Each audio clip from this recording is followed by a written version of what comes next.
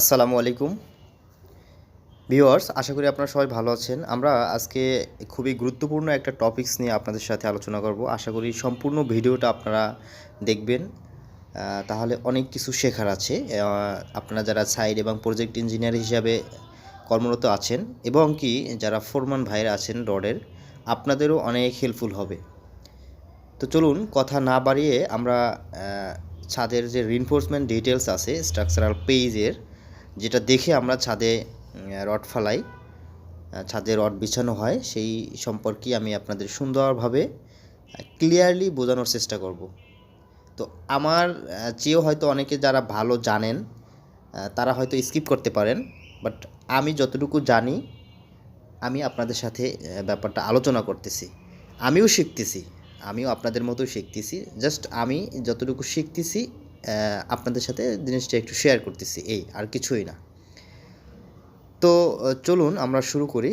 আমরা শুরুতে হচ্ছে ছাদের একটু আউটলাইন দেখে নিই। এটা হচ্ছে আমাদের একটা ছাদের আউটলাইন। এই যে দেখুন, এই যে কালো মার্কিং করা আছে, এটা টোটাল আমাদের একটা ছাদ। এই যে ছাদের টোটাল আমার আউটলাইন হচ্ছে এটা, ঠিক আছে? এটা হচ্ছে আমাদের ছাদের আউটলাইন। এরপরে আমরা আসি ছাদের যে লং বার আছে। এই যে দেখুন, এই যে একদম এই থেকে একদম ছাদের এই এই আউট পর্যন্ত আছে।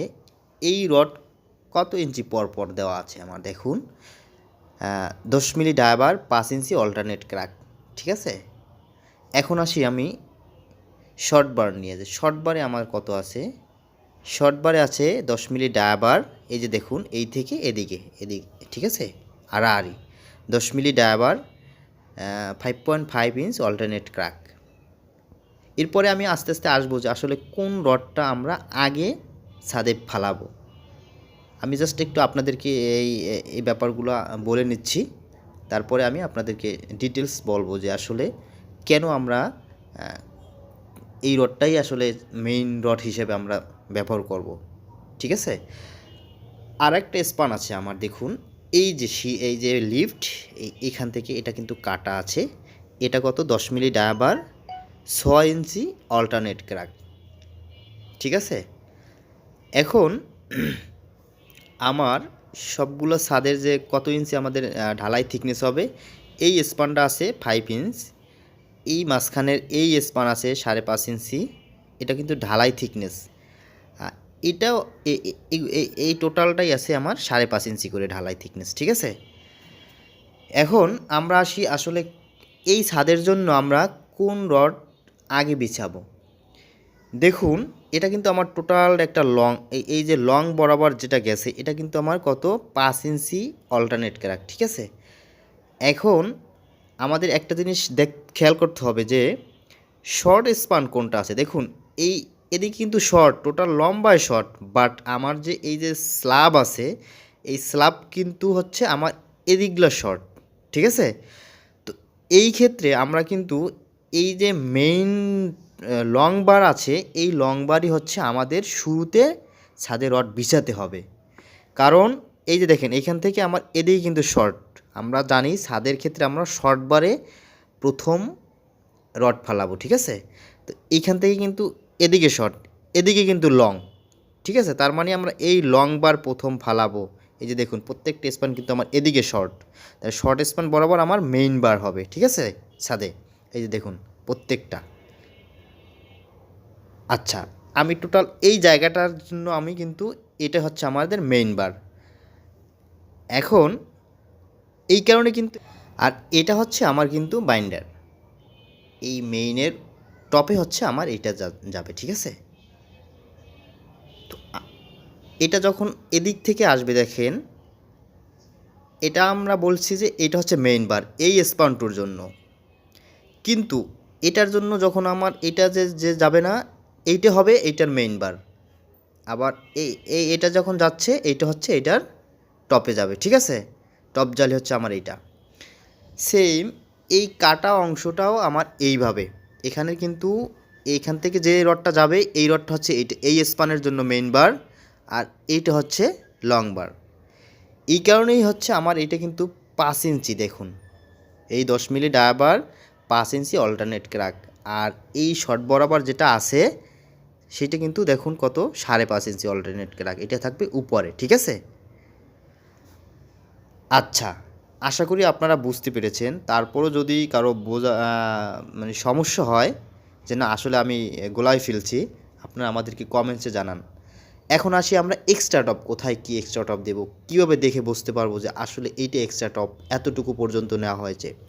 দেখুন আমরা এখান থেকে শুরু করি, এটা হচ্ছে আমাদের বিম, এটা হচ্ছে আমাদের স্ল্যাব আউটলাইন। তো আমরা যে এই বিম থেকে যেমন 2 ফিট 5 ইঞ্চি পরে যে আমাদের ক্রাঙ্ক আছে, এখান থেকে কিন্তু আমাদের এক্সট্রা টপ শুরু হয়েছে হিসাব। এখান থেকে আমাদের 4 ফিট 6 বিম প্লাস 2 ফিট 11 ইঞ্চি পর্যন্ত আমার এক্সট্রা টপ আছে। এই গ্যাপের জন্য এতটুকু জায়গায় 2টা 12 মিলি এক্সট্রা টপ দেওয়া হয়েছে এই ক্যান্টিলিভার পোর্শনটায়, ঠিক আছে।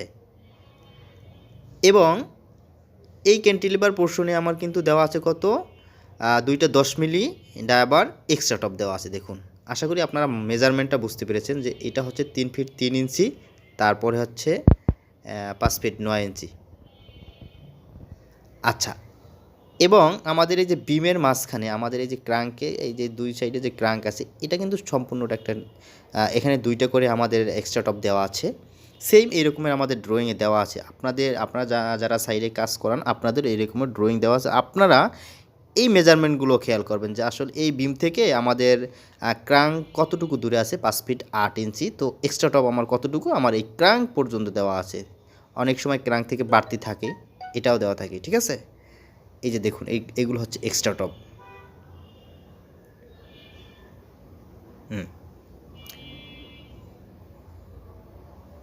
তো ভিউয়ার্স, অ্যাট এ গ্লান্স আপনারা কিন্তু বুঝতে পেরেছেন যে আসলে ছাদের রড কীভাবে বিছাতে হয়। আমরা ছাদের সর্বপ্রথম শর্ট স্পান বরাবর মেইন বার যাবে, এরপরে হচ্ছে আমার কিন্তু টেম্পারেচার বার যাবে, ঠিক আছে। তো আমাদের এই ড্রয়িংয়ের ক্ষেত্রে এই ড্রয়িং না, আপনারা যে ড্রয়িংয়ে কাজ করেন না কেন, যখন আপনাদের যে স্পানে দূরত্ব কম, যেমন এটা হচ্ছে 10 ফিট 7 ইঞ্চি, এই দূরত্বটা কিন্তু 22 ফিট 3 ইঞ্চি, ঠিক আছে, এতখানি অনেক বড়। অতএব এটা আমার শর্ট বার, তার মানে এই লং বারই হচ্ছে আমার কিন্তু শর্ট বার, মেইন বার, ঠিক আছে। এবং এখান থেকে যে রডটা আসবে এই বাইন্ডারটা হবে আমাদের এটা টেম্পারেচার বার। কিন্তু এই কাটা অংশটার ক্ষেত্রে আমাদের কিন্তু আবার আলাদা আছে। এখানে কিন্তু এই এক্সট্রা টপ দেওয়া আছে। এই এক্সট্রা টপগুলো আপনারা খেয়াল করবেন যে এই বিম থেকে 2 ফিট পরে এক্সট্রা টপ আছে 2 ফিট 6 ইঞ্চি এই বিম থেকে, ঠিক আছে। টোটাল এই আউটলাইন থেকে এই পর্যন্ত আমার এক্সট্রা টপ। তো ভিউয়ার্স, আশা করি আপনারা বুঝতে পেরেছেন। তারপরও যদি কারো কোনো সমস্যা থাকে আমাদেরকে কমেন্টস করুন, আমরা আপনাদের কমেন্টসের রিপ্লাই দেব এবং কি আপনাদের জন্য দরকার বোধে আবার ভিডিও করব। তো ভালো থাকুন, আসসালামু আলাইকুম।